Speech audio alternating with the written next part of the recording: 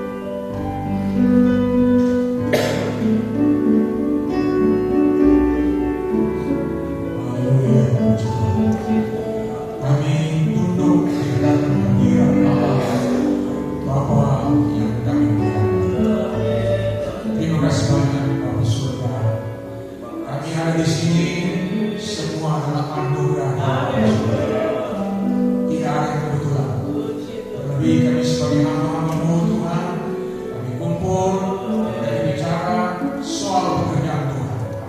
Dimuliakan senantiasa nama Tuhan Allah Bapa Surgawi, di dalam Yesus Kristus Tuhan Juru Selamat.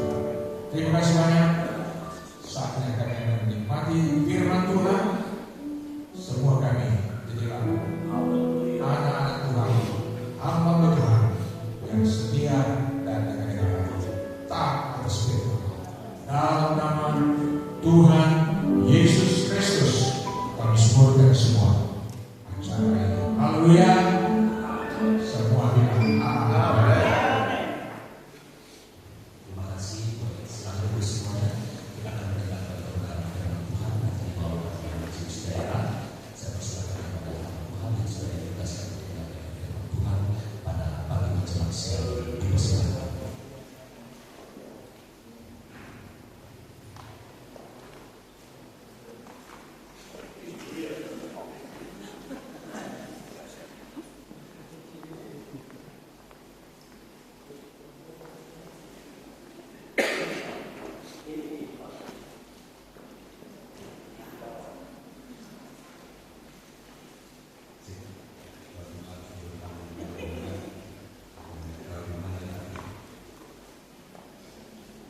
Puji Tuhan, haleluya.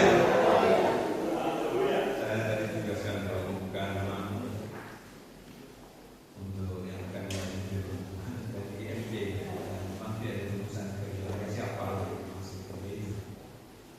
Kami memang berbagi tugas setiap kali turun, kami berbagi tugas.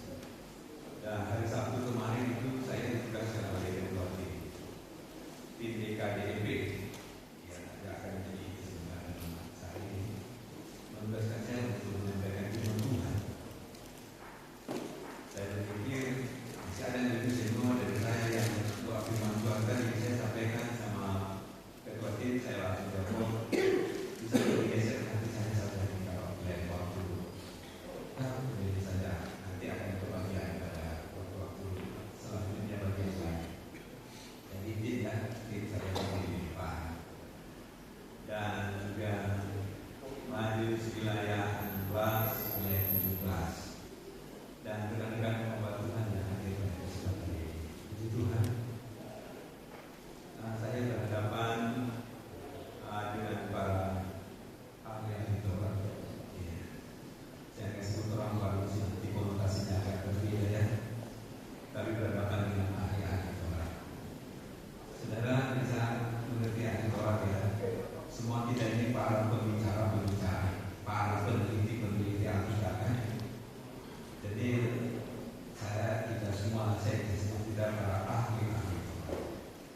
Dan ini saya berdiri di tempat ini untuk sama-sama kita membelajar. Ya, itu di waktu yang terbatas ini karena kita mengejar waktu sehingga tidak bisa maksimalkan waktu saja. Semoga bisa saya tuntaskan ini sampai selesai karena waktu yang terbatas ini.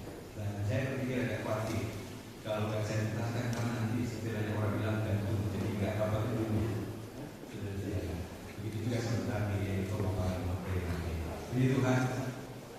Saya menggarisbawahi doa dari Om Jan kemarin tadi, hamba yang setia, anak-anak Tuhan yang setia, hamba yang setia, anak Tuhan yang setia.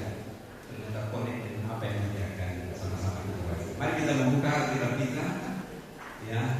Sama-sama kita akan membaca dalam kitab Matius pasalnya yang ke-24. Matius pasal 24 ayat yang ke-45 sampai ayat yang ke-47. Saya akan membaca dan kita mengikuti. Demikian firman Tuhan.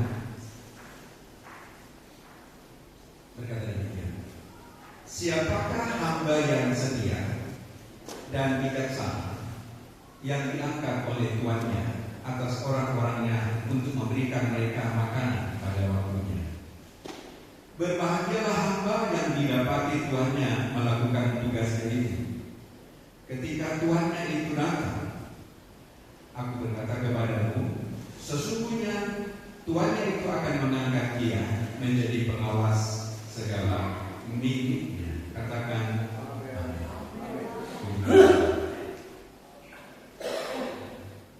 Alkitab memberikan dua klasifikasi hamba, dua model hamba. Hamba yang setia dan hamba yang jahat. Saat pagi hari ini kita akan merujuk kepada hamba yang setia. Kita tidak membahas hamba yang jahat, karena kita di sini semua hamba-hamba yang setia. Amin. Hamba-hamba yang baik-baik semua. Jadi hamba yang jahat nggak perlu dibahas. Jadi nggak tepat, bukan tempatnya membahas hamba yang jahat, tapi hamba yang setia. Setuju? Amin. Hamba yang setia. Hamba ini budak, lolos. Dan dibalik dari hamba ini dia adalah pelayan, dia adalah pekerja. Bukankah kita ini adalah pelayan? Kita ini adalah pekerja. Iya. Hamba tidak disebut dia sebagai bos. Iya. Dia tidak juga disebut sebagai manajer. Tapi hamba ini disebut sebagai pekerja, sebagai pelayan yang bekerja. Dalam status sosial dia memiliki strata ada di paling bawah. Itulah hamba. Dari strata yang paling bawah itu melekat dalam diri kita sebagai hamba. Amin.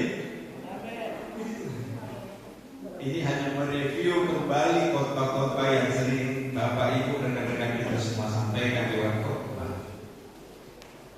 Nah, mari kembali hamba yang setia.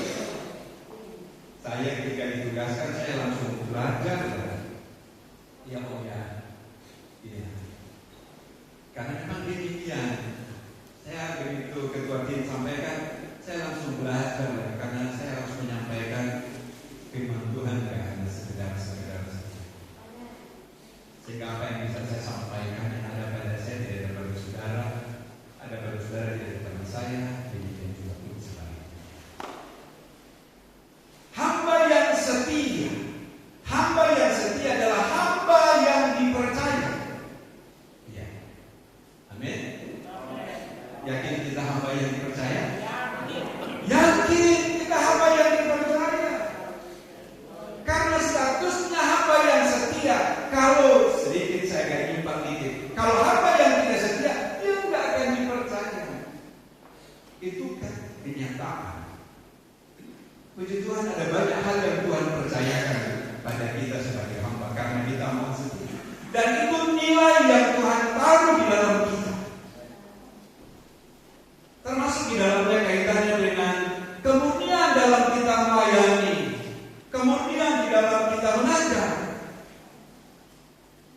Buku panduan doktrin dan etika pelayanan itu oleh Ketua MD cetuskan itu untuk supaya kembali hamba Tuhan back to basic kepada pelayanan yang sebenarnya dalam konteks kemurnian pelayanan. Itu sebabnya di buku ini cukup luas dikupas kaitannya dengan kemurnian pelayanan untuk menjaga doktrin GPDI, kemurnian kita di dalam melayani, etika di dalam kehidupan, itu semua dikupas di situ.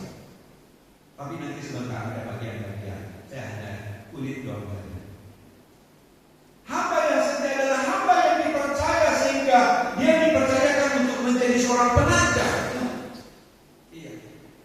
Untuk menjadi seorang pelayan yang melayani dia, dan dia adalah tuan. Kalau ada hamba maka ada tuan. Dan tuan yang dimaksud kita disebut adalah Tuhan kita yang kita layani. Tuhan di atas segala. Amin. Sebagai hamba yang dipercaya dalam tugas tanggung jawab pelayanan bukan hal yang mudah. Iya. Sehingga kita tetap terus perlu belajar. Iya. Siapapun dia. Dan kita perlu juga untuk terus memfilter, karena di akhir zaman ini makin banyak tantangan yang kita hadapi. Ini bagian kembali. tanpa kita sadari kita telah terjebak pada hal-hal yang sepertinya dan akhirnya telah bermuara kepada hal yang sudah tidak sesuai dengan diri. Media sosial begitu kuat mempengaruhi, sehingga saya bisa sampaikan di tempat pelayanan saya, nggak semua media sosial itu bisa kita benarkan, dan ada juga media sosial itu yang bisa kita benarkan. Jadi jangan segera langsung tahan apa yang seperti itu. Kadang-kadang menjadi hamba yang setia memang gagal untuk mempertahankan hal itu. Sedikit saya akan nyimpang dikit ya. Kemungkinan hamba Tuhan dari Manado pernah dengar enggak ada penginjil cilik tahun era 82 di Sulawesi Utara. Salah satu saja siapa kira yang pernah dengar. Siapa penginjil cilik?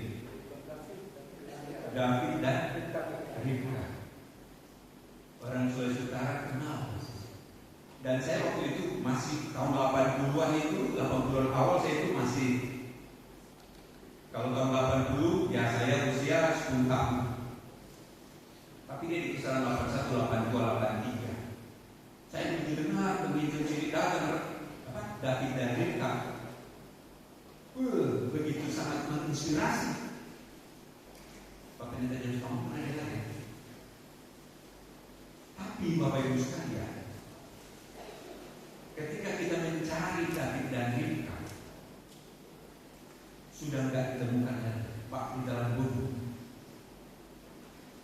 Ada yang tahu di mana dia sekarang? Ada yang tahu di mana dia sekarang? Di mana?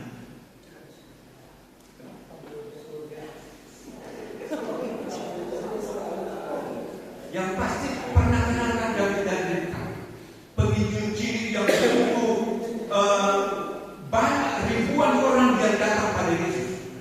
Semua sepakat yang pernah dengar kan?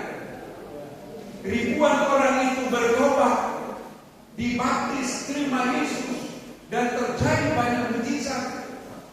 Penginjil cilik yang mengenakan pakaian di lapangan-lapangan, pernah dengar kan?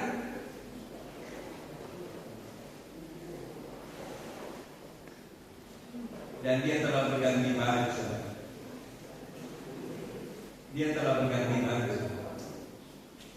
Dan dia sudah almarhum, meninggal bulan Maret April kemarin di Bali dan dikremasi di Cibinong, di Sentra Medika Cibinong. Baru beberapa bulan yang lalu meninggal. Dia telah berganti nama dengan memiliki pengajaran yang berbeda. Dia tidak lagi menjadi, ini konsep saya. Setelah saya cuma menelusuri pribadinya di David, yang dulu terkenal, dan dia telah berganti nama.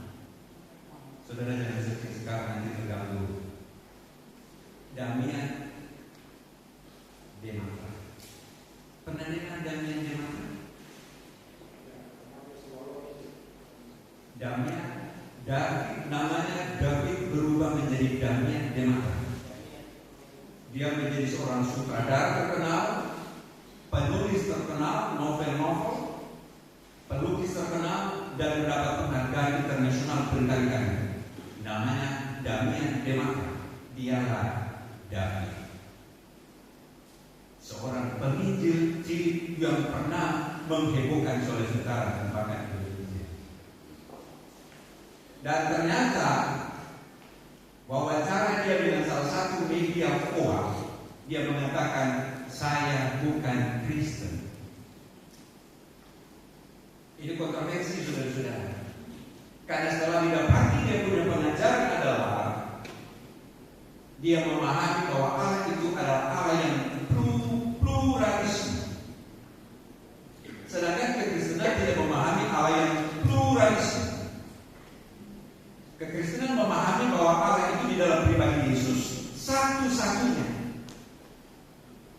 Allah yang eksklusif. Ayo balik saya minta eksklusif. Allah yang satu-satunya di dalam pribadi Yesus, tidak ada di dalam pribadi lain. Tapi Damian Dematra dia memiliki paham bahwa Allah itu banyak. Dan dia meninggal bulan Mei kemarin. Dan dia dikremasi di Cibinong. Dia David. Di media dia berkata, saya bukan Kristen lagi. Kita kaget kalau bagi kita yang pernah dengar dia. Menjaga kemurnian sebagai hamba-hamba yang setia yang dipercaya memang gak gampang. Kenapa?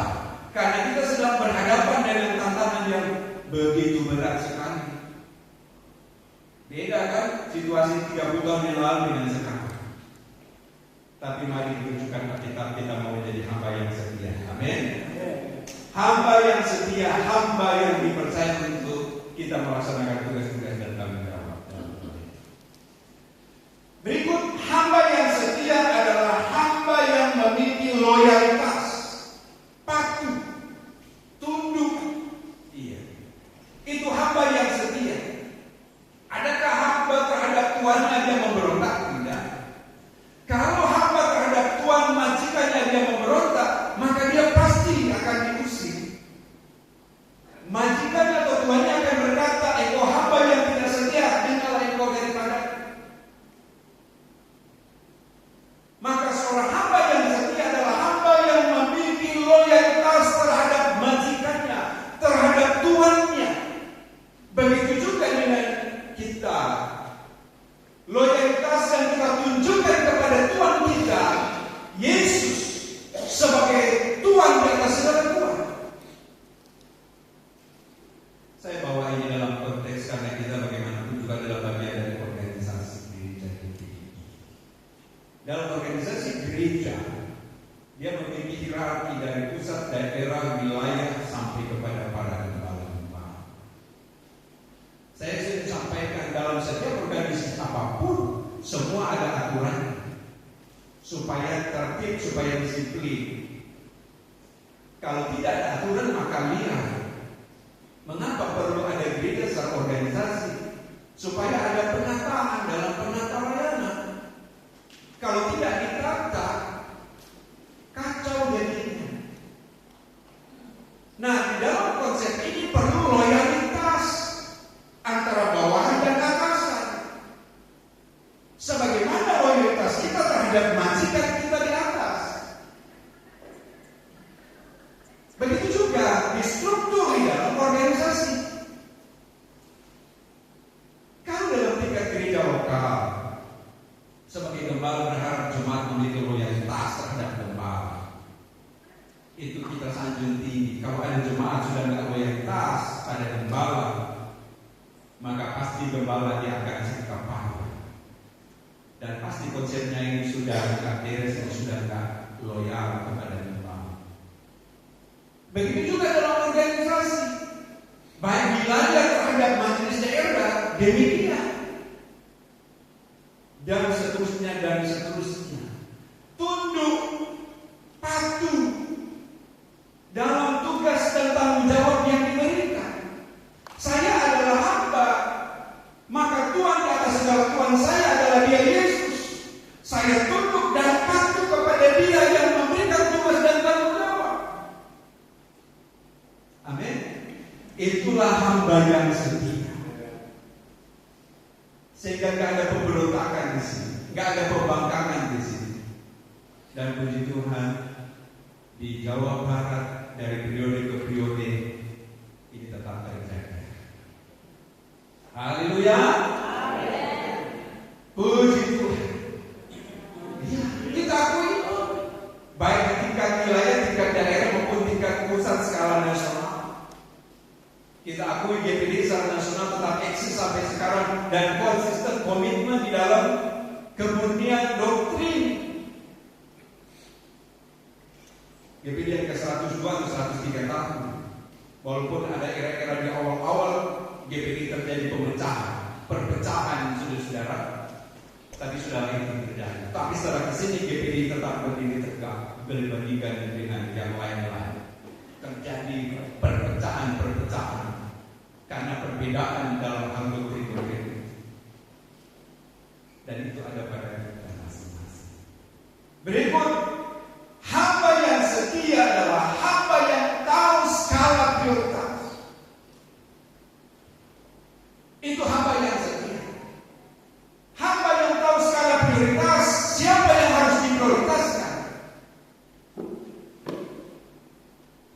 Kita melayani Tuhan, Tuhan yang menjadi skala prioritas.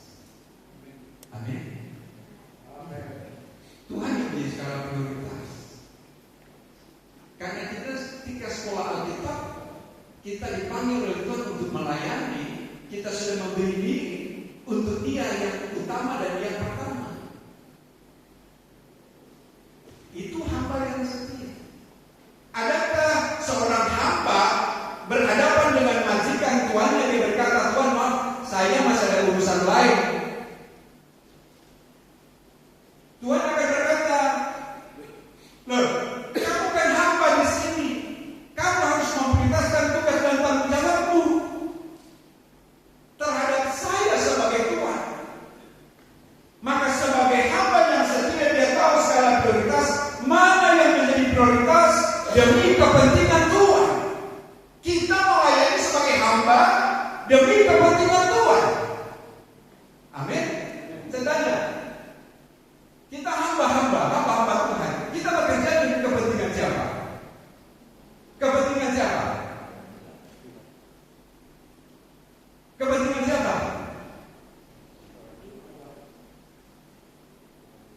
Kita melayani sebagai hamba, bekerja demi kepentingan siapa? Karena ini aturan semua, jadi tidak perlu jawaban, tapi prinsip kita sudah jawab. Kita bekerja demi kepentingan Tuhan. Kamu kan kita bekerja demi kepentingan diri, kita tidak disebut hamba yang setia. Maka tegas. Setuju kan?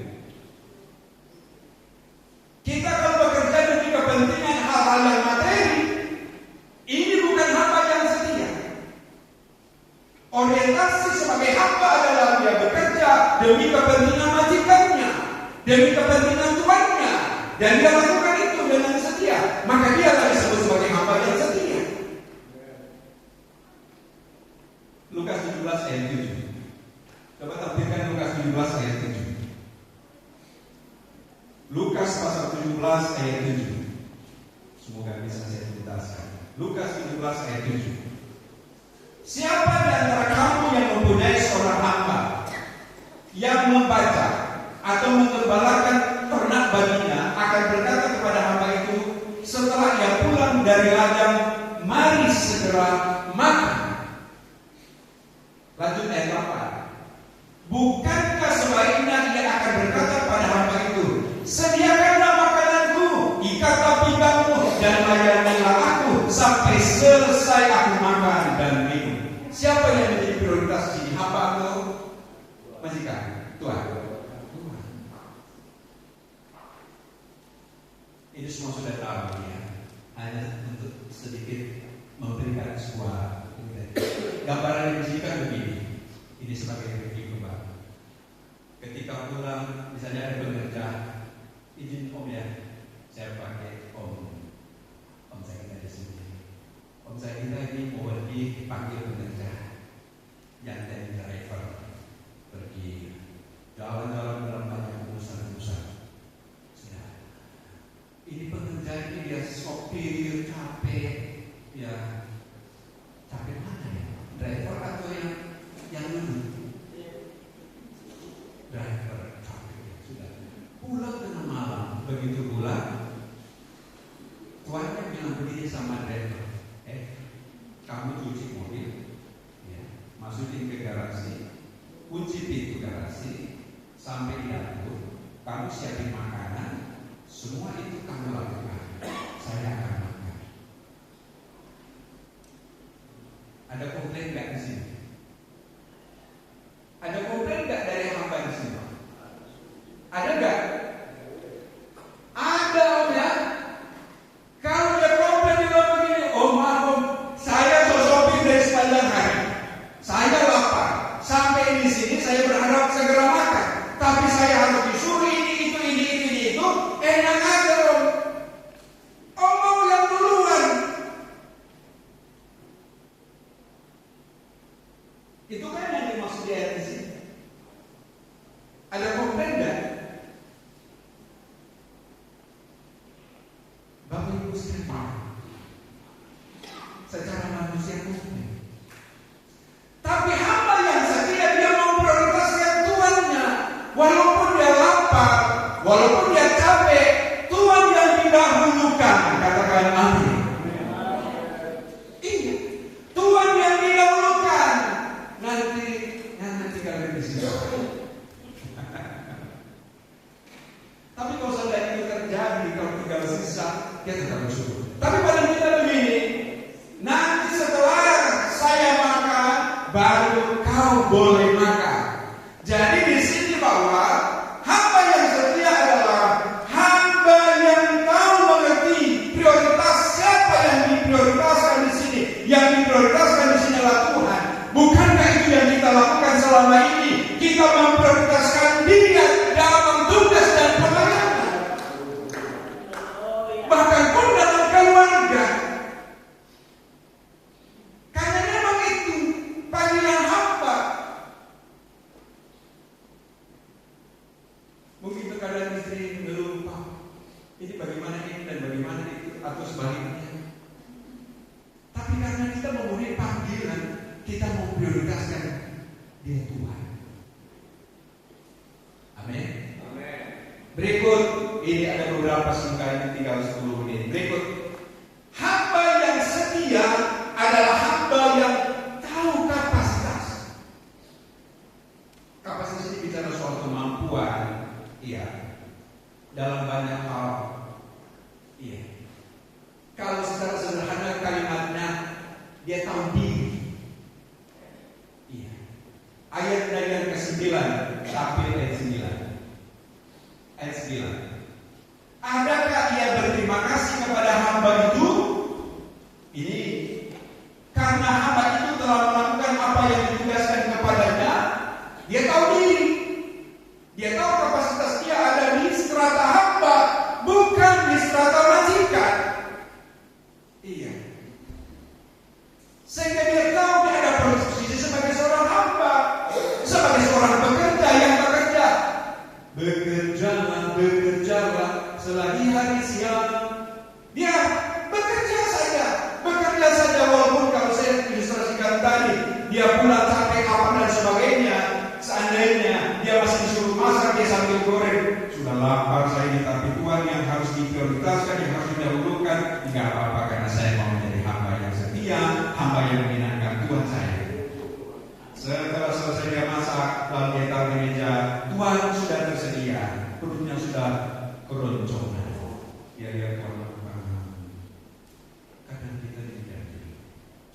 Setelah Tuhan selesai makan, Tuhan akan berkata, sudah, kamu sekarang. Dia tahu diri. Dia tahu diri. Di sini ada pesan yang kuat dalam kita. Sebagai hamba yang kadang kurang tahu diri. Tapi saya percaya tidak. Amin. Iya. Karena kita adalah hamba yang tahu kapasitas. Saya bawa ini dalam konsep organisasi. Tidak lepas dari konsep organisasi. Iya. Dalam konsep organisasi, coba Yohanes 15 ayat 20a. Bisa tampilkan? Yohanes 15 ayat 20a. Saya terdekat. Yohanes 15 ayat 20a. Yohanes 15 sambil menunggu dia lagi OTW. Ingatlah apa yang telah kukatakan kepadamu. Seorang hamba tidaklah lebih tinggi daripada Tuhan. Amin. Seorang hamba tidak lebih tinggi daripada Tuhan. Dan itulah hamba yang setia. Dia mengerti betul posisinya, kapasitasnya. Dan hamba yang setia di sini, dia tahu menghargai tuannya. Itu juga pesan. Dia tahu menghargai tuannya. Kalau dia sudah tidak menghargai tuannya, Tuhan tidak bisa bersetia. Dan dia tidak akan disebut hamba yang setia. Dan dia tidak akan diberi kepercayaan. Karena Tuhan melihat ini sudah tidak setia. Dia sudah tidak memiliki rasa hormat. Etika pelayanan yang nanti sebentar akan disampaikan itu salah satu poin yang penting dan mendasar sebagai seorang hamba. Mengerti betul kaitannya dengan etika. Etika etika pelayanan, etika kehidupan, dan perilaku sikap dan sebagainya. Masih ada poin tapi agak sedikit saya cerita. Tadi kaitannya dengan om yang cerita pada saya. Kurang lebih 25 tahun yang lalu, ada seorang hamba Tuhan senior datang pada saya. Dia berkisah begini, Bro, saya ini sedih sekali. Kenapa om? Ini sudah tidak etika ini hamba Tuhan ini. Ya, tapi saya cerita siapa. Tapi ini kenyataan cerita pada saya. 25 tahun. Begini, pada waktu di kampung, ini hamba Tuhan ini sekarang sudah jadi pendeta. Dia masih anak. Dia panggil saya, opa. Setelah di kampung, dia pergi sekolah kita. Iya, dia pergi sekolah kita, pulang dari sekolah kita, balik di kampung, dia sudah berubah panggilannya. Om sama om. Ini cerita kenyataan. Lalu ini om ini dia pindah ke Jakarta. Dia jadi gembala di Kataman di sana. Ya, tapi sekarang sudah lama. Nah, lalu kemudian setelah itu di hamba Tuhan ini sekolah kita dia dapat tempatkan di Jawa Barat. Baku dapat dalam sebuah pertemuan di sebuah pertemuan persekutuan Jakarta. Apa kabar bro?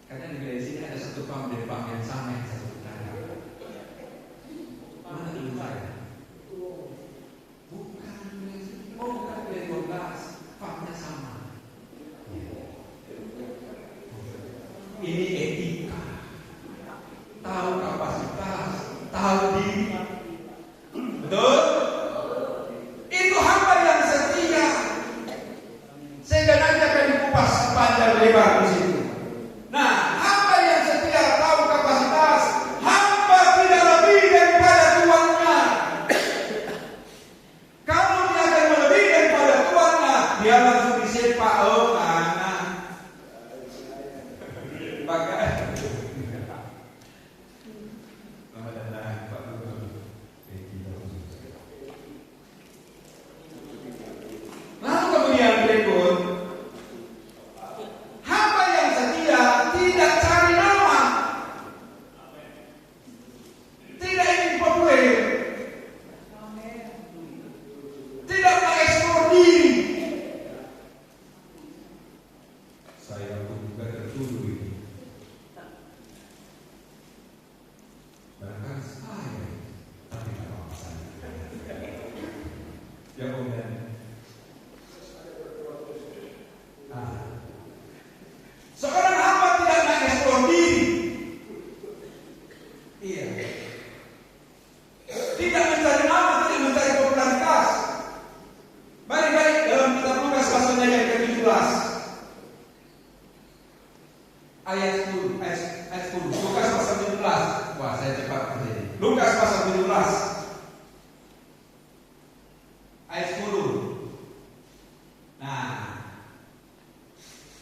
Demikian jugalah kamu apabila kamu telah melakukan segala sesuatu yang ditugaskan kepadamu.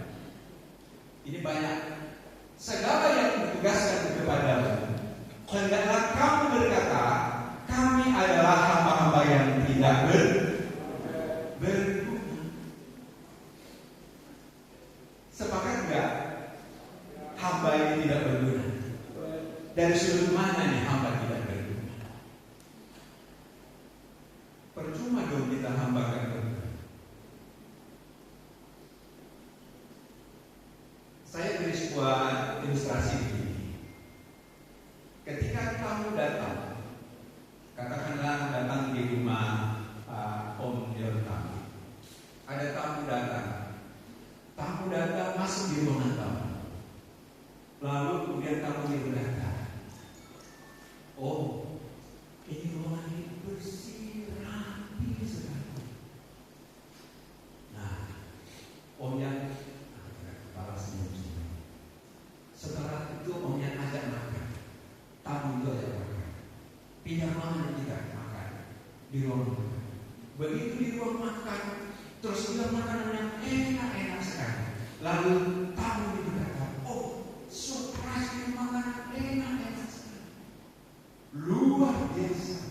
Ruangan depan bersih rapi, meja makan enak sekali.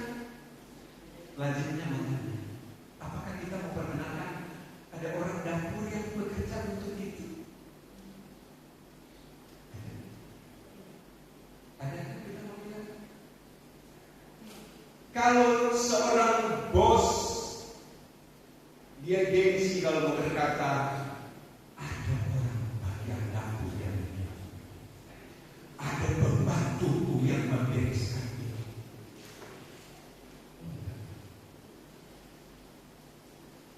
Jadi berguna enggak di dapur? Berguna? Tidak berguna. Tidak berguna bagi dirinya, tapi bagi Tuhannya dia berguna. Iya, bagi Tuhannya dia berguna karena dia mengerjakan pekerjaan Tuhan. Ketika tamu datang, ditanya makanan enak-enak, Tuhan rumah nggak akan berkata, di dapur ada pembantu-pembantu yang mengerjakannya. Dia hanya tersenyum, dia bangga, dia senang. Oh, ternyata tamu yang datang di rumah saya benar-benar menikmati. Bisa dipahami sampai di sini. Padahal di belakang ada yang capek sedang bekerja, lalu pagi subuh dia sudah bekerja. Iya, dia tahan lapar nggak makan demi untuk Tuhan dan tamu yang datang. Begitu tamu datang, yang dipuji Tuhan bukan pembantu. Di sini yang saya maksud, sini seorang hamba nggak mengeksplor diri tentang kelebihan dia. Tetapi Tuhan di atas segala Tuhan yang layak untuk ditinggikan, yang dipuji.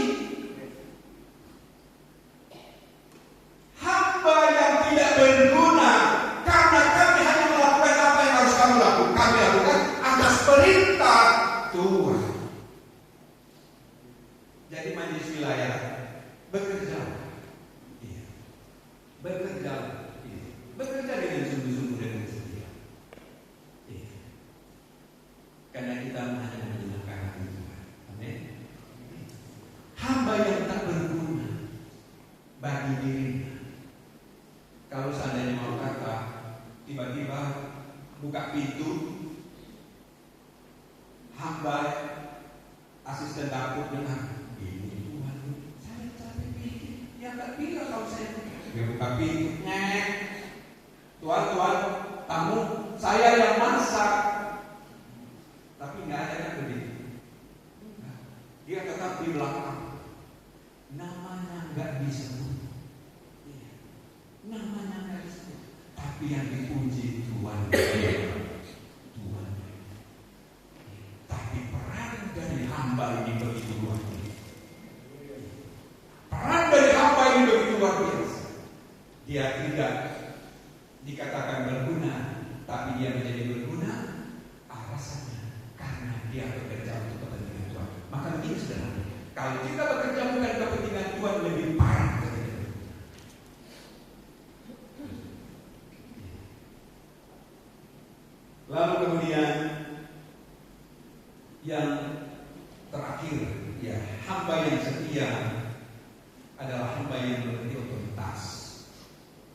Yang mengerti otoritas adalah batasan-batasan kewenangan. Artinya begini, dalam satu rumah ada hal-hal tertentu yang mana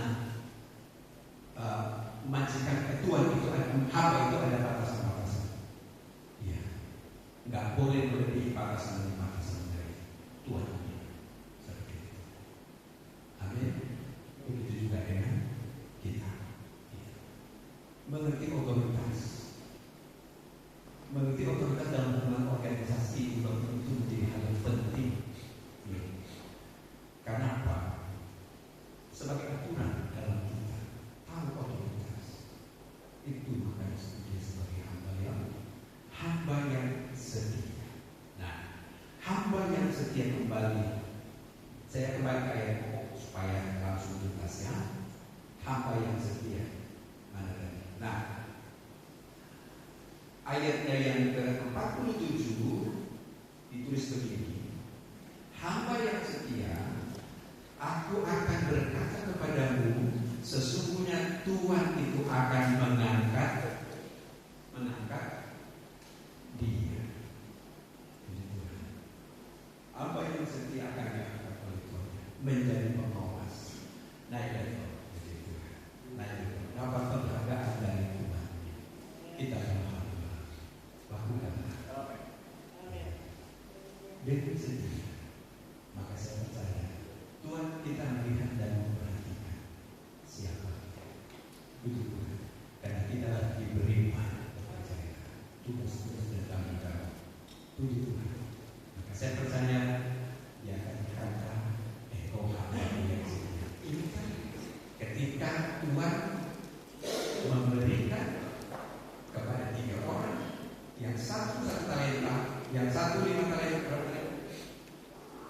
Ada 3 orang, satu talenta, yang satu 2 talenta, yang satu 5 talenta. Kesimpulannya adalah hamba yang setia di situ itu berbahagia itu hamba yang setia yang melakukan tugas Tuhan.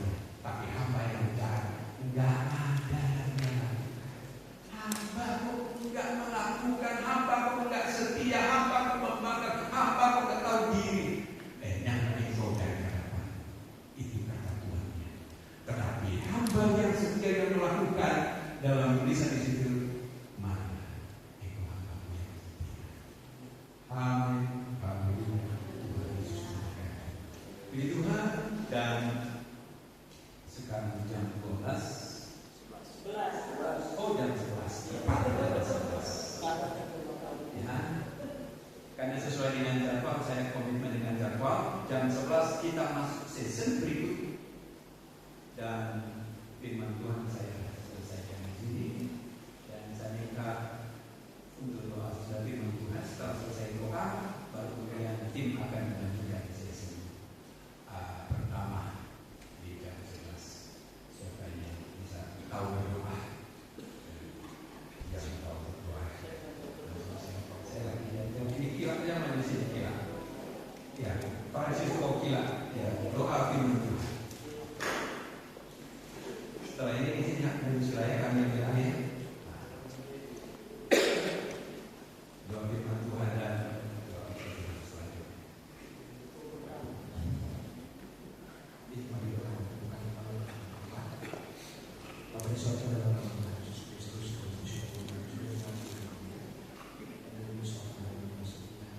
keharusan bagi kami dalam pengabdian dengan segenap apapun yang sudah kami lakukan, itu tidak mengaku bahwa kami berjasa dan oleh karena kasih karunia mulai memanggil kami menjadi pelayan Tuhan. Dan kami dengan firman ini motivasi untuk terus bekerja bagi kemuliaan nama Tuhan. Materaikan firman dalam diri kami masing-masing sehingga firman terus bergema setiap saat meningkatkan karya jumlah hamba yang berikan kasih karunia. Berkati hamba teruskan melayani kami dengan firman pada kesempatan siang hari ini di wilayah dan acara-acara selanjutnya, pada sesi-sesi di mana kami akan mengerti sumber berkat dan membuat gereja jadi rapi dengan rokok yang kuat dan setiap makanan mahal dan kami dikasihkan kehidupan organisasi kami. Terima kasih Tuhan, mengucap syukur kami sudah berdoa dalam nama Tuhan Yesus Kristus. Haleluya. Amin. Amin. Terima kasih. Saudara, mohon bagi yang mempunyai mobil pertama B1683 EJF ya CAV hitam ya, tolong dimajukan ya, karena ada banyak mobil yang juga yang akan masuk. Ini kan masih banyak kosong. Tolong dimajukan. Baru B1738 ZMO Innova hitam, tolong dimajukan juga. Dan D1536 MU Xenia abu-abu, tolong dimajukan. B1602 ZKF Chevrolet, tolong dimajukan. B1681 SZK ras hitam, tolong dimajukan karena ada lagi yang menggunakan ya. Di depan masih kosong, terkendala dengan ada mobil hitam juga di depan itu. Tolong dimajukan semua ya, supaya parkiran lebih rapi semua, masih bisa dimasukin yang lain. Terima kasih.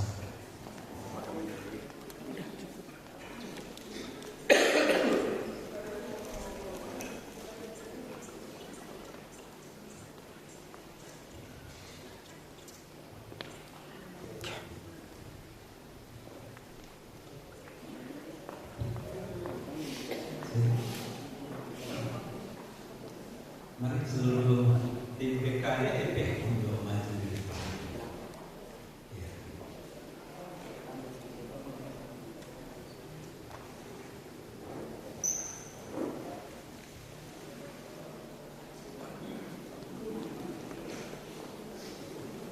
Seluruh tim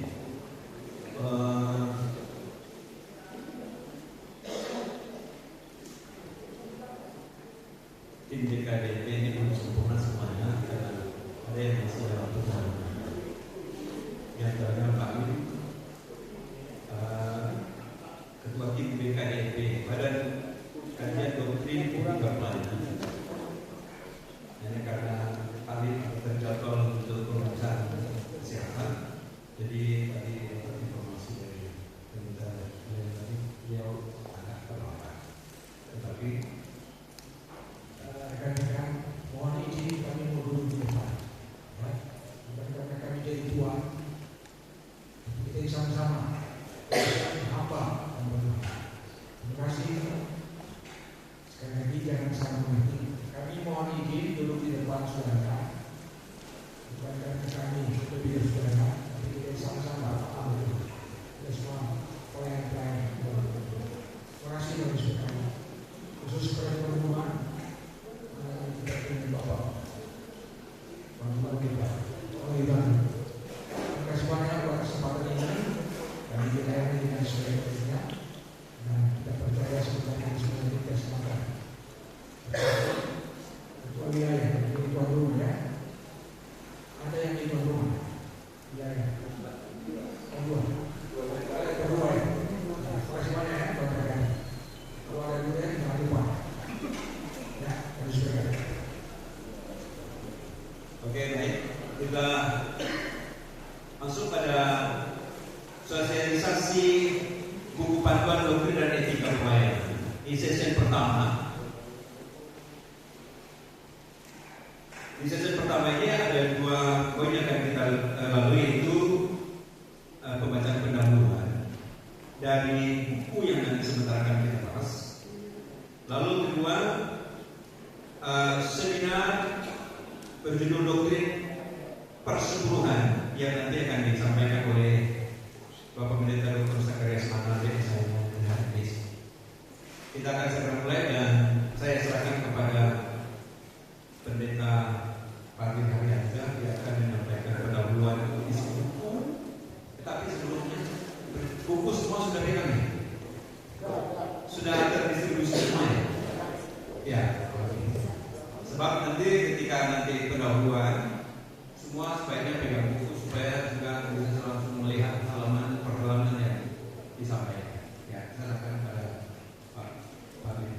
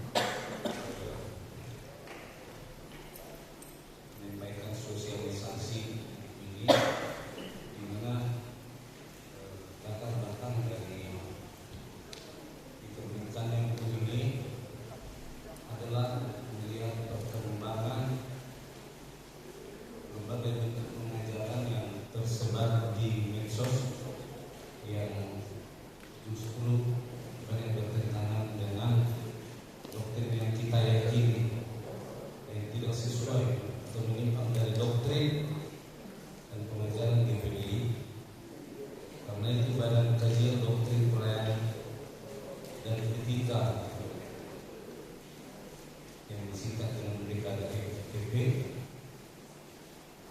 diperjuangkan oleh Majelis Daerah Jawa Barat untuk mengadakan edukasi dan kajian atas hal tersebut.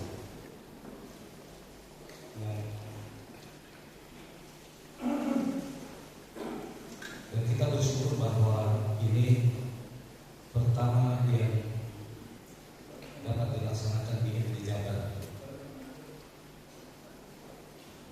Memang Departemen Pendidikan dan Pengajaran Majelis Pusat sebenarnya sudah lama membuat doktrin dan pengajaran yang dipegang teguh oleh DPD. Tetapi baru MT Jabar yang menerbitkan ini menjadi sebuah buku untuk pegangan bagi kita hamba Tuhan, gembala-gembala di DPD Jawa Barat. Di dalam buku ini yang di dalam daftar isinya yang dikatakan adalah masalah doktrin dan nanti diakhiri nanti kita.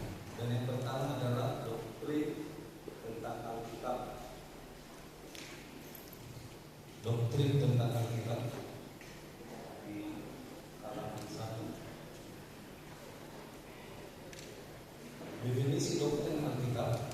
Doktrin Alkitab yang sering disebut ideologi atau istilah ideologi berasal dari dua kata Yunani, yaitu biblion atau biblia dan jam yang berarti buku, dan kata logos yang berarti perkataan, ulayan, pikiran, ilmu, buku, tulisan-tulisan.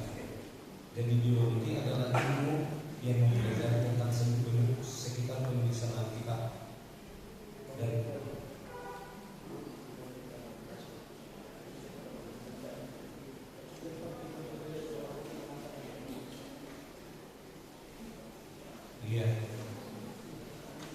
jadi itu yang pertama adalah doktrin tentang Alkitab.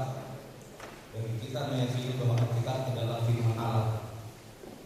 Ya, dari Kejadian sampai Wahyu. Bukan berisi firman Allah, tapi Alkitab adalah firman Allah dari Kejadian sampai Wahyu. Dan yang kedua adalah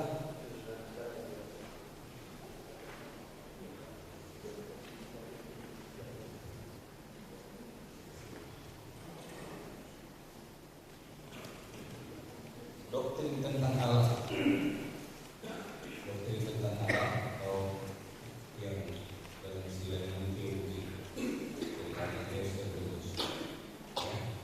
Dan yang ketiga adalah doktrin tentang Yesus Kristus, yaitu Yesus Kristus yang kita yakini dalam kristologi bahwa dia adalah Allah sejati, dia adalah manusia sejati.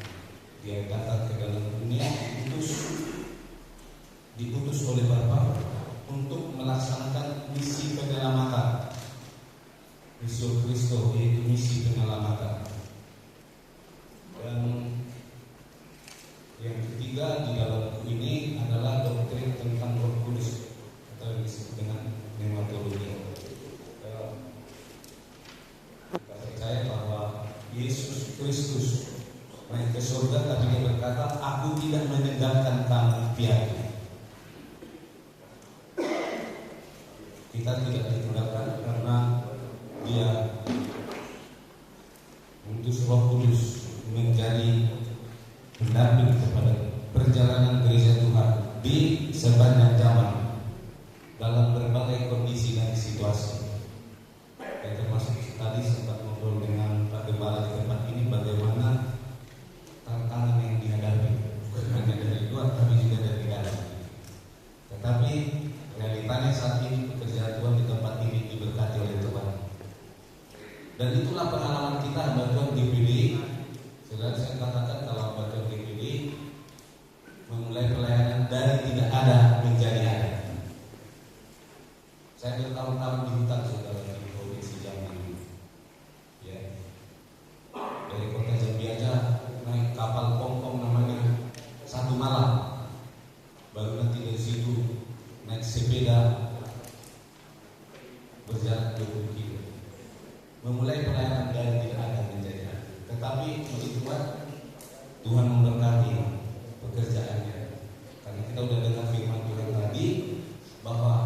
melayani dunia pelayanan.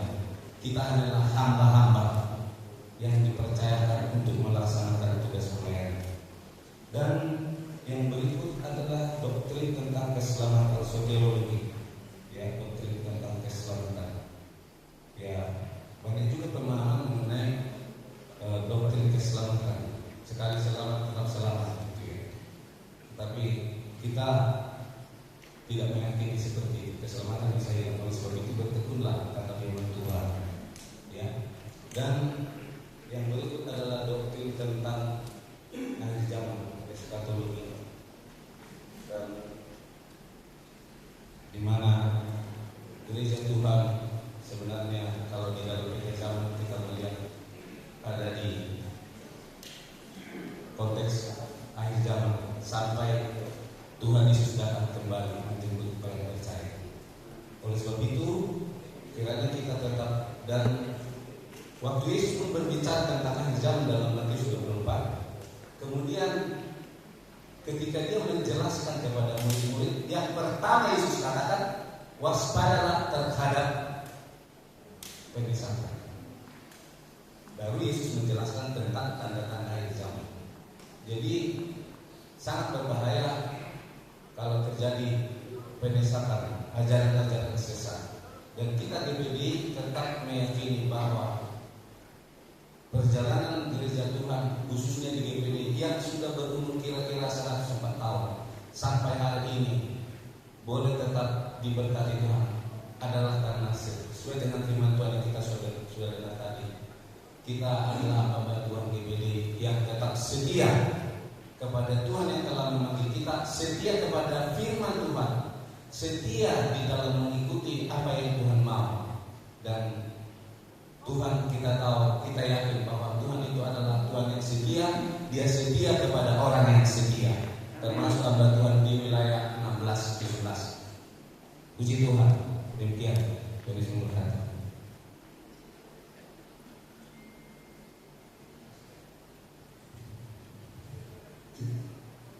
Dan berikut kita langsung ke seminar tentang doktrin persekutuan. Ya, ada urusan karisma nanti SMA, teknis. Sebelum saya bicara, meneruskan di buku yang Bapak Ibu pegang itu tidak ada doktrin persekutuan, karena di situ masuk etika, gitu ya. Jadi saya meneruskan. Karena kan di majelis pusat, karena saya departemen juga pengajaran, itu tidak masuk doktrin. Karena doktrin kan itu ajaran, perpeluhan itu adalah bagian daripada kepercayaan kita. Nanti sebentar kita lihat. Ya, saya mau ke ini dulu karena kita harus pakai PowerPoint.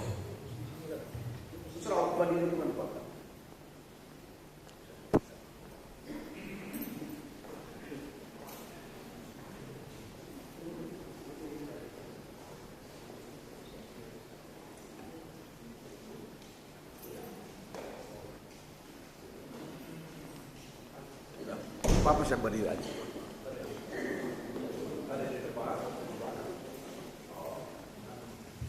Satu dua.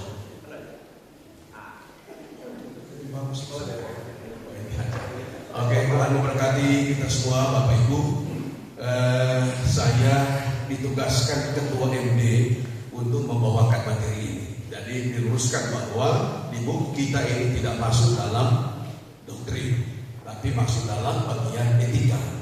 Nah, kenapa ketua tugaskan ini? Karena ini adalah bagian pengajaran yang sekarang lagi viral. Dalam buku saya yang saya tulis yang nanti akan diterbitkan, saya menulis buku namanya, judulnya adalah Mendidik Iman Generasi Z di Era Digital, Transformasi Pendidikan Agama Kristen Era Digital. Dan dalam penelitian saya menemukan bahwa ada bias algoritma. Ya. Jadi bias algoritma itu di dalamnya ada echo chamber, bahaya echo chamber dan filter bubble. Mungkin ini istilah Bapak Ibu masih asing. Tetapi yang kita lakukan sekarang, kita hanya scrolling, siang malam kita scrolling, muncullah pengajaran-pengajaran yang kita yakini itu sudah benar. Nah, jadi apa yang kita yakini dan itu akan membentuk pandangan kita, dan kita nggak mau lagi menerima pandangan orang. Contoh, ada nonton Elia Miron, ada nonton siapa lagi, Esra Solu dan sebagainya. Kan? Nah, persoalan dalam penelitian saya Bapak Ibu adalah apakah konten yang kita tonton itu sudah tervalidasi atau belum? Siapa yang menjadi pembicaranya? Siapa yang menjadi pengacaranya? Dalam era digital orang mencari like, mencari views. Nah, makanya muncul dalam buku saya istilah viralitas iman. Jadi iman bukan berdasarkan kepada kebenaran, tapi kepada viral. Nah, ini Pak James ada itu. Semakin kontroversial, semakin banyak nonton. Apakah itu kebenaran? Belum tentu. Ya. Karena itu, ini judulnya. Persepuluhan dari kewajiban menjadi kesempatan. Materi ini Bapak Ibu ini bukan pendapat saya. Saya meriset 40-an jurnal yang terindeks Scopus di seluruh dunia. Karena kalau bicara apakah perpuluhan masih relevan atau tidak, kita tidak bisa jawab ya dan tidak. Harus ada kajian ilmiah. Yang kita nonton, yang kita dengar, yang cerita, kita diskusi, itu kan argumentasi, itu narasi yang dibangun tanpa ada dasar. Nah sekarang kalau kita bicara kajian ini akan menelusuri perkembangan konsep persepuluhan untuk menemukan penerapannya secara teliti dan praktis saat ini. Secara etimologis persepuluhan berarti sepersepuluh. Jadi ini tulisan perpuluhan. Yang benar adalah persepuluhan. Ya. Sepersepuluh dalam konteks Alkitab merujuk pada praktek memberikan sepersepuluh dari hasil bumi kepada Tuhan. Biasanya melalui lembaga keagamaan atau orang miskin. Pertanyaan mengenai relevansi persepuluhan bagi orang percaya di era modern adalah satu topik yang paling sering diperdebatkan dalam teologi Kristen kontemporer. Apakah persepuluhan masih relevan atau tidak? Itu pertanyaan. Karena di GPDI Bapak Ibu saudara-saudara sekalian sudah ada konsep pemikiran bahwa itu kan lalu. Makanya membuat ada gembala juga tidak mengembalikan persepuluhan. Ada jemaat pada akhirnya karena viralitas konten-konten itu banyak jemaat yang menarik diri memakai persepuluhan. Nah ini kita pelajari dari sisi signifikannya. Jawabannya tidak sekedar ya, perhatikan, atau tidak sekedar tidak, melainkan memerlukan pemahaman yang mendalam akan evolusi konsep sepanjang sejarah penyelamatan dari ketaatan kepada hukum perjanjian lama hingga kebebasan bertanggung jawab di perjanjian baru. Saya bicara dari sisi hukum nanti, karena yang dibicarakan kita sering mengacu kepada perjanjian lama itu adalah bagian hukum orang Yahudi. Landasan historis ini kayak dikejar-kejar dan waktunya terbatas. Saya biasa mengajar satu semester ini hanya 25 menit. Ya, landasan historis dalam Alkitabiah konsep perpuluhan. Di bawah perjanjian lama dari sekedar menjadi kewajiban, dari sukarela menjadi kewajiban. Analisis terminologi bahasa Ibrani. Jadi supaya kita bicara menurut si A, menurut si B. Tapi apa kata Alkitab? Makanya voice note di grup kami ketua bilang Pak Sakari yang bicara persepuluhan dan latar belakang bahasa. Maka saya pakai bahasa. Ini dosen bahasa. Analisa terminologinya adalah ma'aseh. Apa persepuluhan menurut bahasa Ibrani? Ma'aseh. Akar katanya berasal dari asal yang berarti 10. Ya. Morfologinya ma'aseh adalah kata benda yang berarti hasil dari membagi 10. Berarti yang benar adalah bersepuluh. Kalau Kita lihat dulu era Pratauran. Respon sukarela dari para patriark. Ini tokoh-tokoh Alkitab. Apa respon sukarelanya? Kejadian 14 ayat 20. Ini yang sering kita bicara, Abraham dan Melkisedek. Lalu Abraham memberikan kepadanya 1/10 dari semuanya. Kita lihat analisa bahasanya. Ini agak kabur karena kan bukan layar datar. Ya, dengan saja ya kalau nggak bisa baca. Analisanya begini. Analisa sintaksis. Sintaksis adalah hubungan kata misal 10 dengan kata sebelumnya dengan kata sesudahnya. Dalam konteks hermeneutika adalah konteks jauh, konteks dekat. Jadi nggak asal bicara. Sehingga batuan kita ke PDI kalau kita berkata perempuan masih ya, berarti harus ada dasar Alkitabiah. Supaya kita bisa mengedukasi jemaat, karena sekarang kita nggak bisa batasi yang namanya media sosial. Walau misalnya kita buat video untuk mengcounter itu, sudah terbentuk yang saya katakan echo chamber dan filter bubble. Karena hari-hari dia sebenarnya muncul masalah persepuluhan dibahas oleh para youtuber, maka algoritma muncul yang persamaan itu yang minat kita itu dimunculkan terus. Dan mulai terbentuk kita yang namanya bias algoritma. Yang kita percaya cuma Pak James, yang lain nggak bisa lagi. Itu yang terjadi. Padahal belum tentu yang mengajar di konten-konten itu memiliki latar pendidikan yang memadai. Yang dalam dunia pendidikan yang namanya ahli itu S2. Kalau dulu kan S1 mengajar S1, sekarang nggak bisa. Karena S1 bukan ahli, Bapak Ibu. Yang ahli itu mulai S2. Nah pertanyaan, kalau kita membaca, kita nonton dia nggak sekolah Alkitab, apa kita percaya? Itu yang terjadi di media sosial. Nggak ada pendidikan teologi. Dia hanya copot sana, copot sini, membuat konten supaya viral.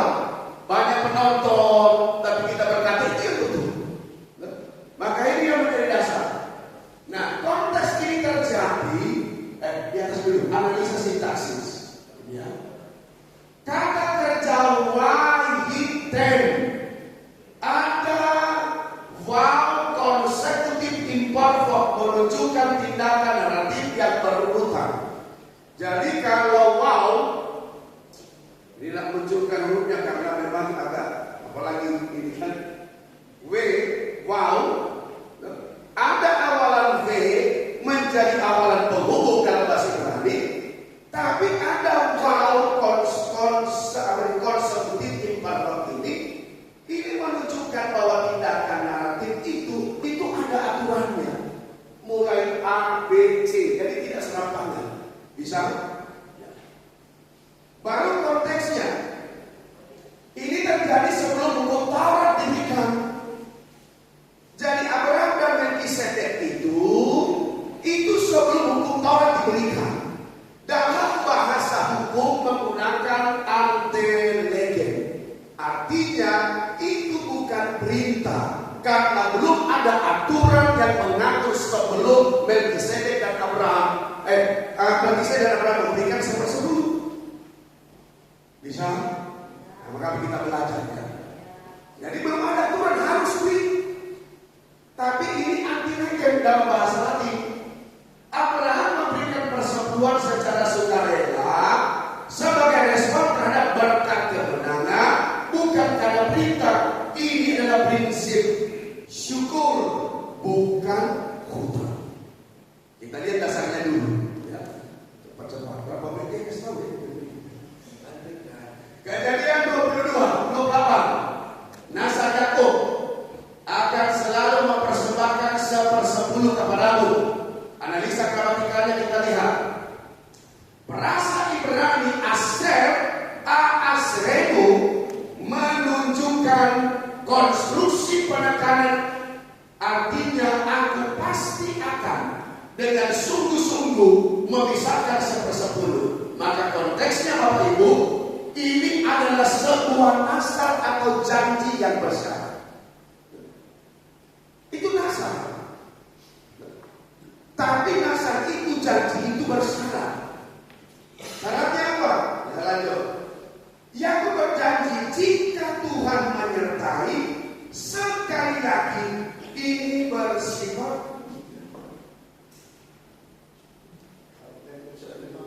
kita di situ wilayah sukarela. Ya.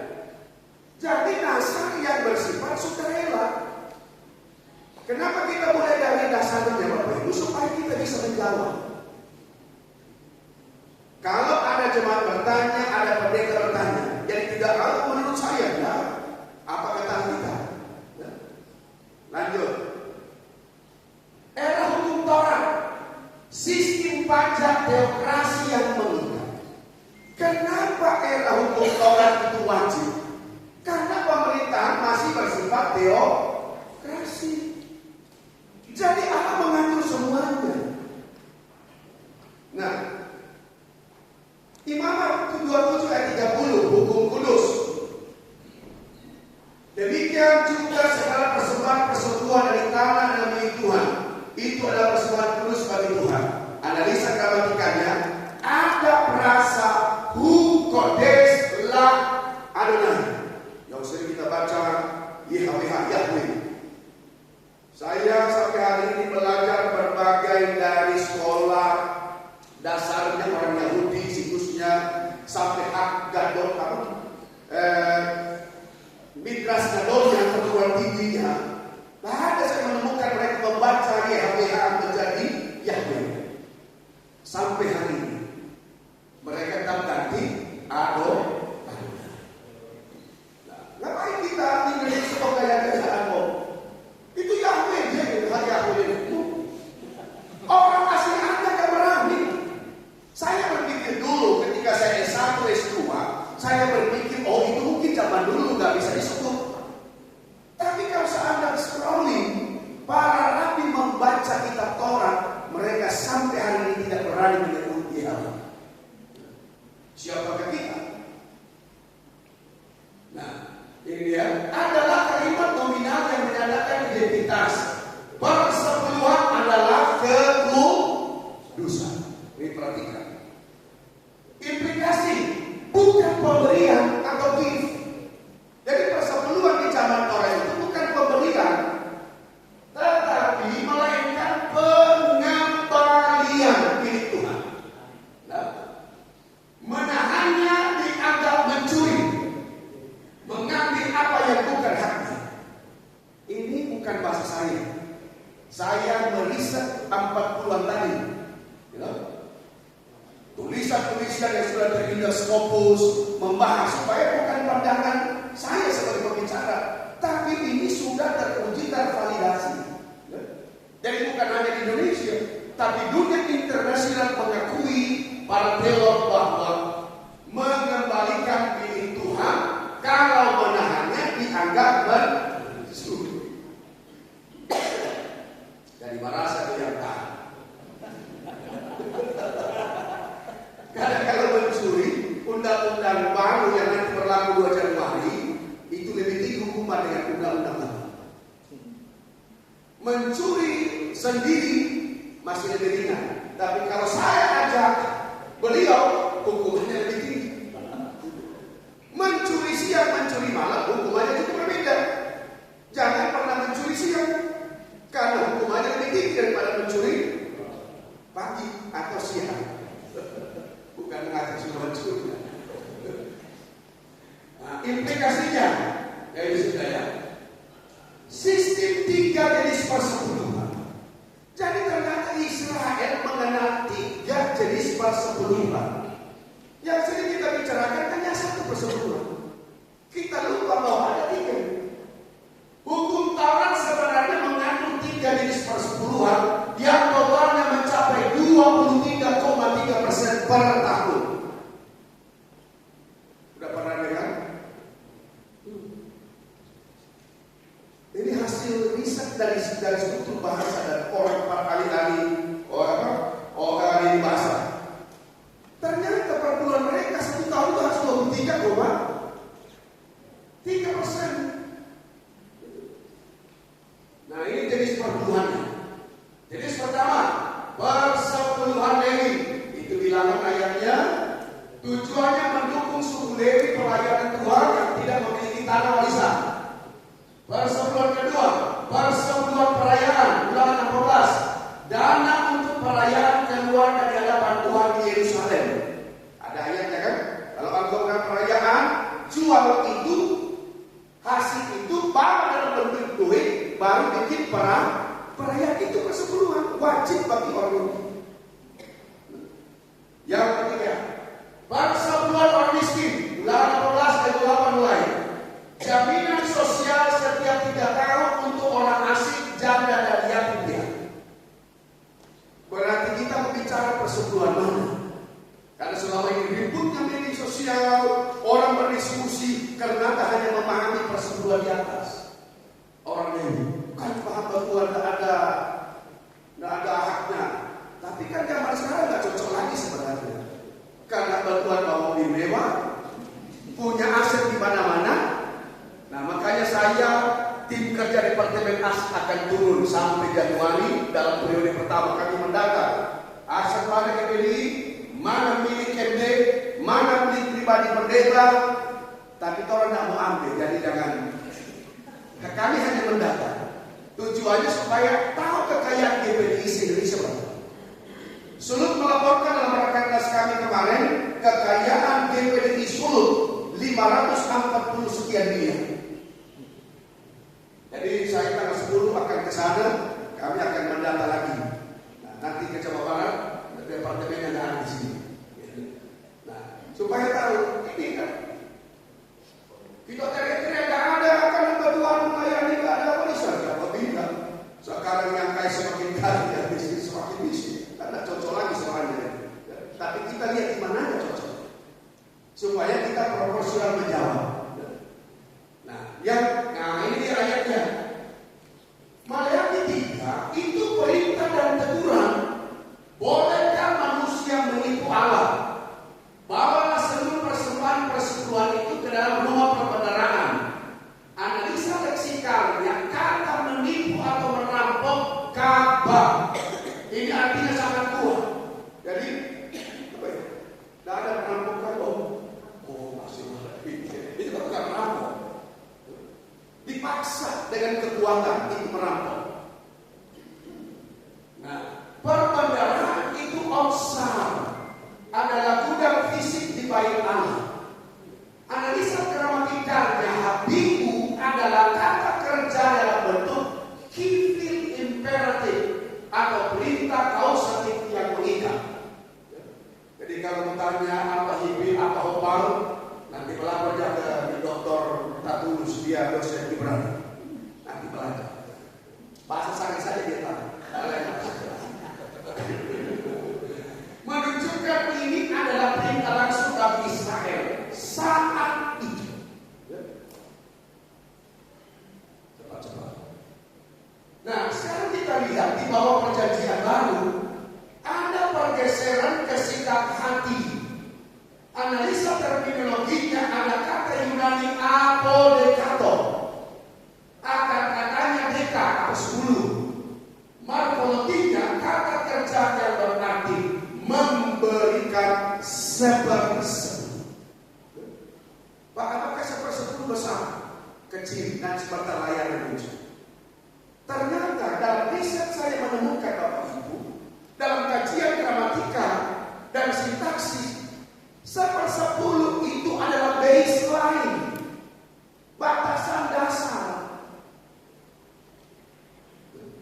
Berarti bisakah memberikan lebih dari 1/10? Bisa.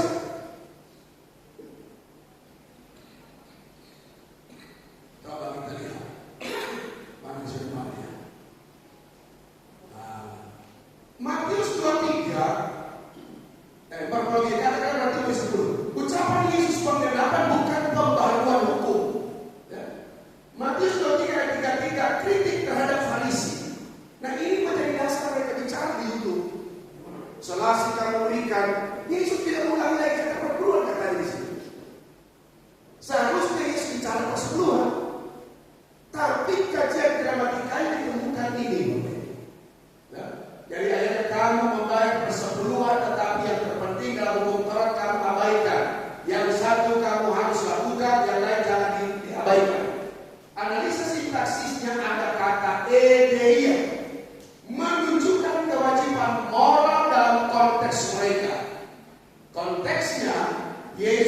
bicara kepada orang Yahudi yang masih hidup di bawah hukum Taurat sebelum penyaliban. Bisa? Ia tidak membatalkan praktek saat itu. Jadi tidak ada gramatika bahasa Yunani dan tidak didapati sampai hari ini dalam penelitian bahwa perkataan Yesus itu membatalkan praktek Taurat itu. Nah, tetapi yang dia bicara karena berhadapan dengan orang Yahudi yang sudah hidup dalam hukum tadi. Kewajiban memberi kepada Lewi, orang miskin, itu mereka sudah tahu. Makanya Yesus tidak mengulangi lagi, tidak membatalkan praktek itu. Saya lihat nonton di YouTube kan, nah itu kan sudah dibatalkan Yesus, nenekmu. Karena yang bicara kan bukan orang bahasa Yunani. Harusnya bicara ini Pak Dr. Feki, dosen Yunani. Karena kami melihat gramatikanya. Bahasa yang dipakai dalam penulisannya seperti apa? Ada nggak hubungan? Karena menafsir ayat Alkitab berdasarkan Ibrani Yunani Bapak Ibu, harus kita lihat struktur kalimatnya seperti apa. Analisa bahasanya apa? Ada kata depannya, ada akhirannya. Ini menentukan arti dalam bahasa Ibrani. Haleluya.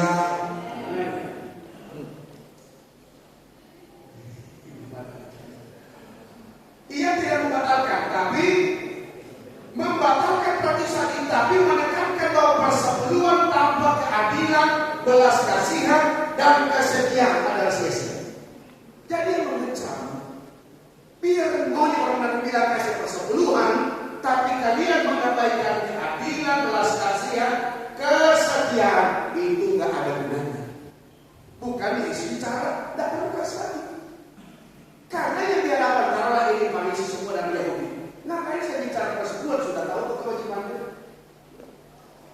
Bisa? Haleluya. Kita lagi. Ajaran Rasuli, standar baru pemberian kasih karunia. Tidak ada satupun perintah imperatif, perintah langsung dalam surat-surat Rasul kepada jemaat non-Yahudi untuk melakukan 1/10 secara literal tadi. Nah, apa yang dimaksud literal? Kewajiban hukum. Karena kita tidak lagi di bawah hukum Taurat. Kewajiban hukum itu bagi Taurat itu pajak kepada Allah sebagai pemimpin teokrasi. Bisa? Kita memberi pajak. Nah, tapi zaman itu Allah pemimpinnya. Maka kewajiban hukum bagi mereka yang ditetapkan oleh Allah itu wajib, kalau tidak ayat katakan kena kutuk. Ini perbedaannya, ya, perbedaan. Nah, Ibrani 7 ayat 49 ini argumen teologisnya begini. Penulis Ibrani menggunakan kisah Abraham dan Melkisedek untuk menunjukkan bahwa imamat Kristus lebih tinggi dari imamat Lewi. Tujuannya bukan memerintahkan persepuluhan, melainkan membuktikan superioritas daripada Yesus. Jadi Bapak Ibu, kesalahan dalam menafsir adalah kita dalam metode proof text. Kita ambil ayat sepotong, kita mulai tafsir, padahal ada kaitannya dengan ayat sebelumnya dan ayat sesudah. Bisa banyak mendengar khotbah-khotbah yang berantakan. Berantakan kenapa? Ayatnya nggak cocok di situ, dipasangkan di situ. Haleluya. Saya baru kembali 2 tahun, dari puluhan tahun saya dosen. Saya peneliti. Karena memasangkan padahal nggak cocok. Jadi jangan asal comot dan dipasangkan. Nanti bertanggung jawab kepada Tuhan. Teologi Paulus ini inti ajaran perjanjian baru. 2 Korintus 9 ayat 7 standar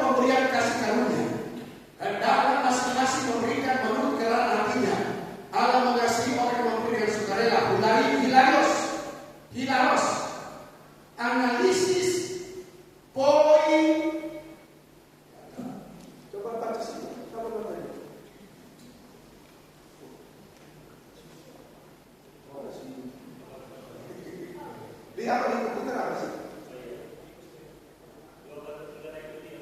Ya, yang analisis.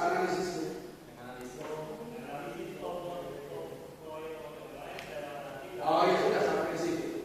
Ya. Ini kerelaan hati berarti keputusan yang sudah dipikirkan masa-masa. Hilang sukacita adalah sukacita yang meluap. Motivasinya adalah sukacita bukan paksaan. Jadi kalau hukum Taurat itu paksaan, wajib, karena itu adalah bagian mengembalikan milik Tuhan sebagai bentuk pajak orang Yahudi dalam pemerintahan demokrasi. Nah pertanyaan, apakah standarnya turun? Salah, nanti sebentar terlihat. Justru Yesus menaikkan standar. Katakan amin. Sampai 10 itu adalah baseline, basic. Allah tidak melihat tadi sampai 10 menjadi kewajiban, tapi disampaikan di sini adalah pembelian kita mengembalikan milik Tuhan persekutuan itu bisa lebih dari 10. Haleluya. Itu dasar, berarti boleh turun. Ya? Oh bisa kan 7% nggak bisa. Alkitab sudah memberi batasan bawah. Ya, itu penelitian saya seperti itu. Baru 1 Korintus 16, prinsip proporsional, menabung sesuai dengan apa yang telah diperoleh. Ini bukan presentasi tetap, melainkan proporsional dengan penghasilan. 1 Korintus 9, prinsip dukungan pelayanan, yang memberitakan Injil harus hidup dari pemberitaan Injil itu. Inilah prinsip untuk mendukung pekerjaan Tuhan, bukan perintah persepuluhan. Jadi jangan salah tafsir ayat, main copot, nggak ada persepuluhan kita tafsirkan persepuluhan. Nah ini kan yang terjadi di media sosial kan.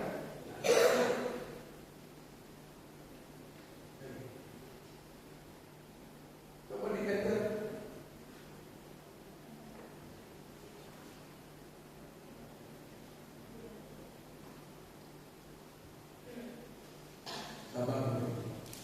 Ya, ini sintesis teologisnya, relevansi persepuluhan di era gereja. Bisa baca.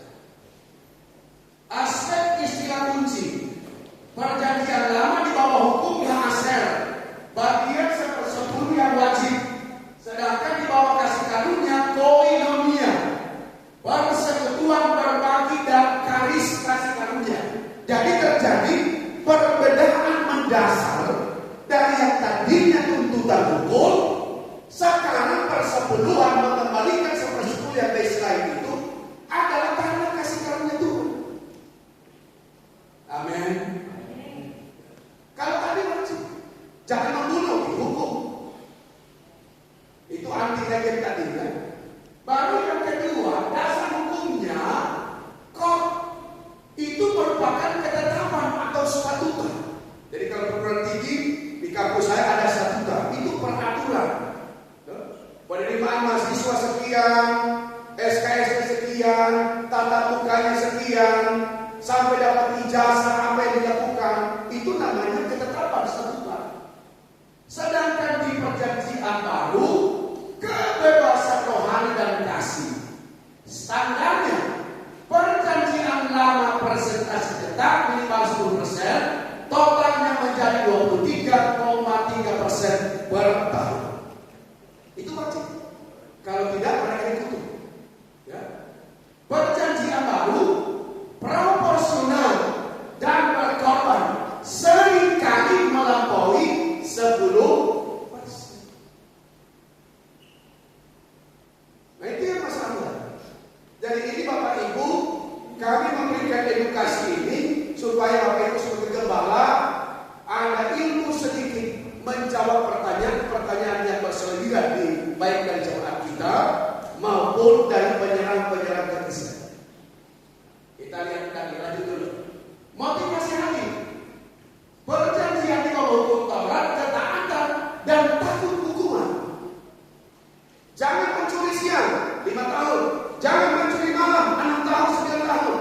Jangan berombongan. Orang kan takut mencuri. Nah demikian juga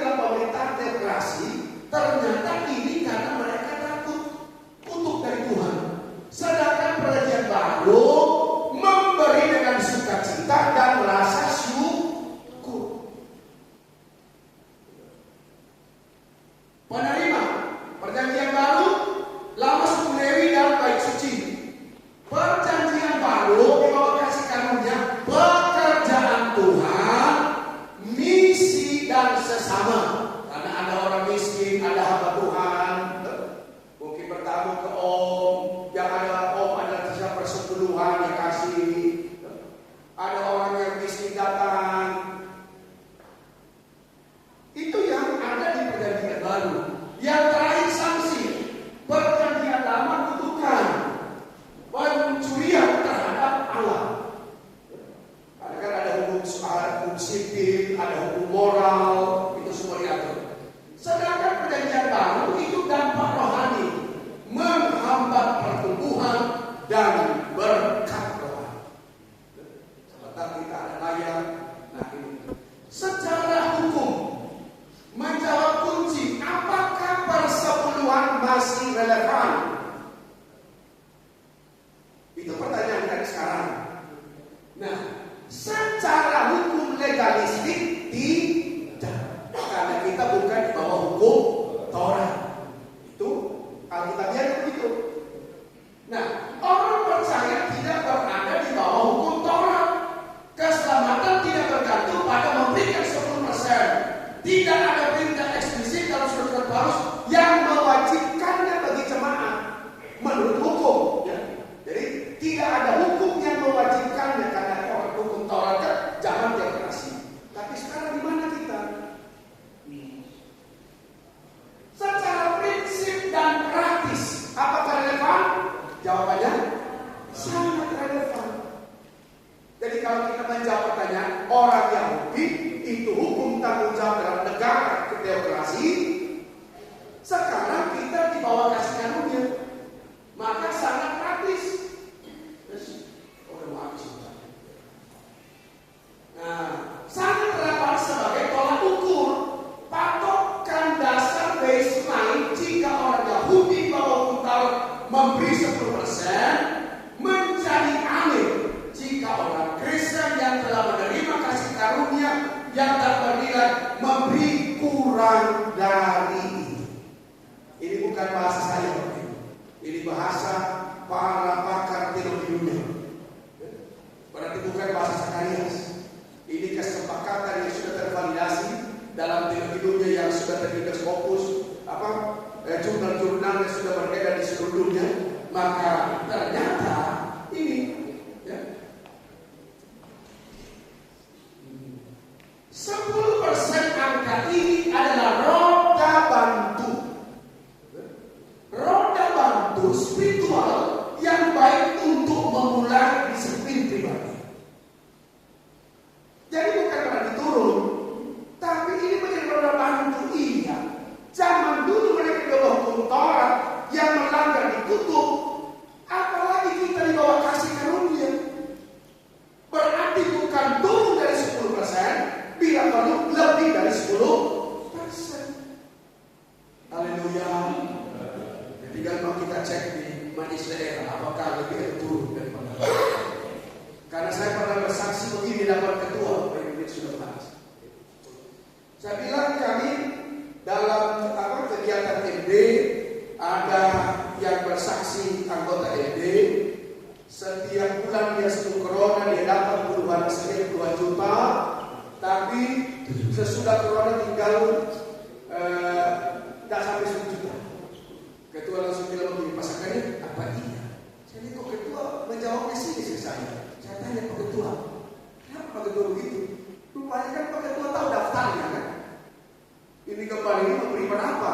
Kalau saya bilang 70, 80, dia lihat di daftarnya. Berarti bertentangan dengan kesaksian. Saya hadir karena beliau khotbah. Jadi ini Bapak Ibu, 10% adalah roda bantu. Disiplin melawan materialisme. Di era konsumerisme, persepuluhan menjadi disiplin rohani yang relevan untuk mengingatkan bahwa harta adalah milik Tuhan dan kita adalah penata layanan. Katakan amin. Metode teruji untuk keberlangsungan pelayanan ini adalah sistem yang stabil dan adil, yang kaya memberi yang mampu memberi sedikit, kurang mampu memberi sedikit.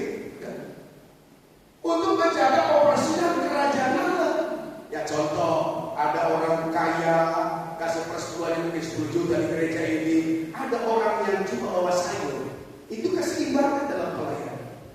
Ya. Jadi itu inti di perjanjian lama. Dan kesimpulan, kalau mau lebih waktu kita tidak memadai 5 menit. Kesimpulan dari kewajiban menjadi kesempatan secara gramatikal dan historis, Alkitab menunjukkan evolusi konsep persepuluhan yang jelas dari respon spontan Abraham menjadi kewajiban hukum Musa dan akhirnya tertransformasi menjadi pemberian yang rela dan berkorban didorong oleh kasih karunia Tuhan. Jadi kita tak takut lagi hukum, tapi karena semua harta yang kumiliki, semua pendapatan yang kumiliki adalah anugerah Tuhan, maka saya harus memberi baseline-nya 10%. Berarti bisa saja di atas. Itu pertama. Standar perjanjian baru sebenarnya lebih tinggi, bukan lebih rendah. Jadi tidak ada ayat membatalkan itu, tetapi rasul-rasul menaikkan standar itu. Kalau dulu kewajiban hukum, sekarang Yesus mati dan disalibkan demi engkau, maka standarnya harus dinaikkan. Memberi dasarnya suka, karena ada orang yang memberi persetujuan nggak suka ya. Berarti diberkati tidak? Itu pertanyaan. Ini mana? Ini Allah. Berarti tidak diberkati kan om? Dia kasih ke om 10 juta, tapi terpas kembali untuk menjadi kaya. Ini pengalaman. Saya jemaat 12 tahun lebih. Pada akhirnya saya berpikir begini, kalau tiap minggu saya kasih persetujuan ke gembala, banyak duit untuk gembala. Pada akhirnya saya menahan persetujuan ke gembala saya. Saya 12 tahun lebih dari gembala. Yang saya ganti sekarang mereka terjun. Saudara, apa yang terjadi ketika saya jadi gembala? Saya harus takut Tuhan apa yang saya buat kepada bangsa. Hukum takut Tuhan. Ada jemaat sudah kasih persepuluhan, tiba-tiba dihentikan sampai hari ini. Dimulai marah. Saya bilang ke istri, kayaknya takut Tuhan. Takut Tuhan. Kita jadi gembala. Karena saya berpikir kalau tiap minggu saya kasih besar, gembala tidak perlu lagi melayani orang kaki bawa motor dan sebagainya. Nah itu yang terjadi di kita. Jadi pertanyaannya adalah apakah kita memberi itu dengan sukarela berarti diberkati oleh Tuhan. Yang terakhir, persepuluhan dalam modern bukan tentang membayar tagihan kepada Tuhan. Selainnya ini adalah bagian dari konsep stewardship, penata layanan yang lebih besar. Pengakuan 100% harta milik Tuhan dan memberikan 10% lebih adalah sebuah kesempatan yang membahagiakan untuk berpartisipasi secara sukarela dalam misi Tuhan. Jadi apakah GPI menilai atau tidak? Kalau ada pertanyaan, justru Alkitab menaikkan standar dari persepuluhan itu wajib. Tidak bisa lebih, karena itu hukum sudah diatur. Maka persepuluhan dalam perjanjian baru hanya dasar bawah, bisa naik terserah Tuhan. Jangan lupa itu, tidak boleh itu, karena itu sudah basic baru. Ya. Haleluya.